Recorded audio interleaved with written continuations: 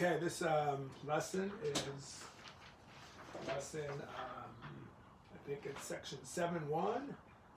It's the end of section 7.1. We did the beginning of 7.1 the other day. This is Eulers' method for solving a differential equation given an initial condition.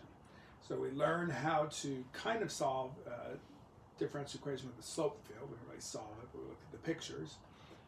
So this is a way for us to solve some differential equation where we have a derivative equaling to something that has x and y's in it. So it's a little funny because we use a function notation for f for function, so people get confused, but it's really a derivative is equal to just some function that has x's and y's in it.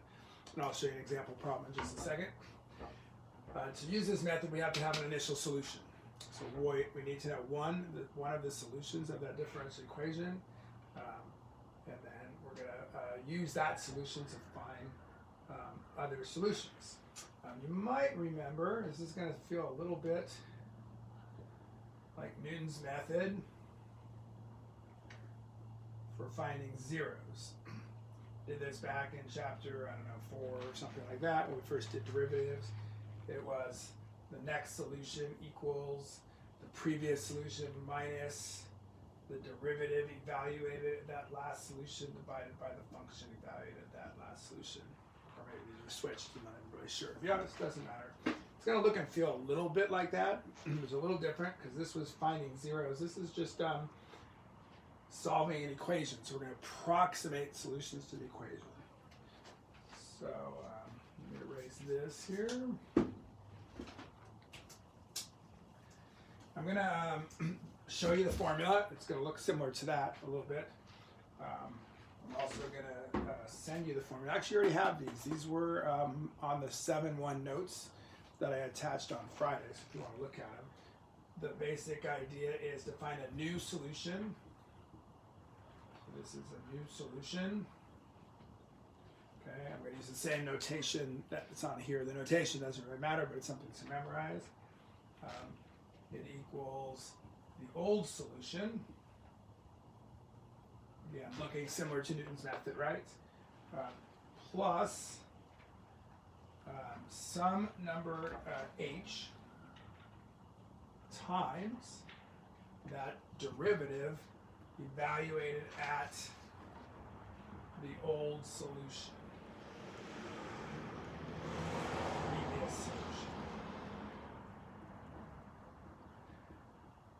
And this h is a width, and it depends on how many steps we want to take to get from one solution to the next. So I'll show you what all this means in an example problem here in just a second.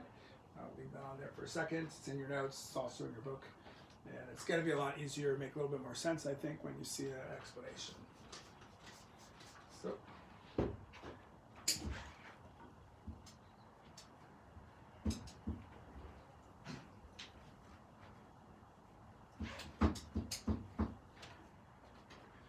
So here's how this works. We have some derivative.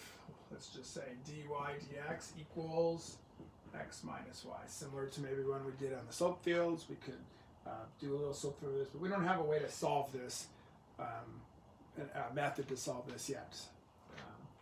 So let's say we have an initial solution. And I'm just going to pick an initial solution, and we'll say that initial solution is at the point 1, 2.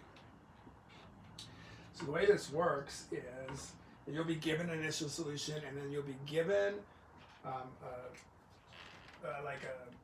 x coordinate of the solution we want to find. So in other words, we know there's this initial solution at the point 1, 2. We want to know what the solution is when x equals 2. So that becomes the question. In order to do this, you need to pick that h. And that h is based on how many steps you decide to take from here to here. If you decide to take 10 steps from 1 to 2, you're going to go 1, 1.1, 1.2, 1.3. You take those 10 steps, your h would be 0.1. I'm going to simplify this a little bit because that's just busy work. And what we're going to do is we're going to go from 1 to 2 in 2 steps. So we're going to go from 1 to 1.5, and then we're going to get a solution at 1.5. That's not the one we're looking for. We're looking for the solution at 2. Which means my step size, or that h, is 0.5.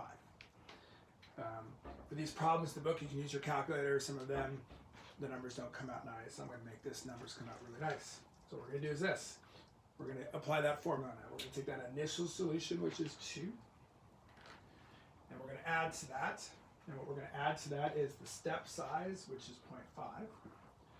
And then what we're going to do is we're going to take the old solution, which is this one, and plug it into that derivative.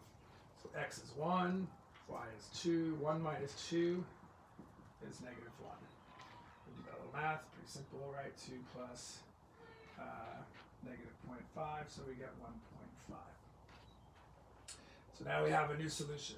This 1.5 is the x coordinate, or the y coordinate that goes with that x coordinate. That's just a coincidence. They're not always going to be the same. So we got 1.5. So now, to go to the next step, we take this old solution, which is the 1.5. Start with the old y. We're going to add to that step size, which again is 0.5. And now we're going to take this derivative, we're going to plug in that old solution. So we're going to plug the 1.5 into that. Turns out that's going to be 0. So we do that math, it's 1.5. So the answer to my question is 1.5. That's the solution when x equals 2. The only other thing you really have to know on this is if we're going from 2 to 1, if we started at 2 and has to go back to 1, you had 2 steps, then your step size would be negative 0.5 instead of 0.5. So if you're going to the right, it's positive. If you go left, we need a negative step size. There's another example in the book if you want to look at it, but I hope that's enough to get you started on the problems today.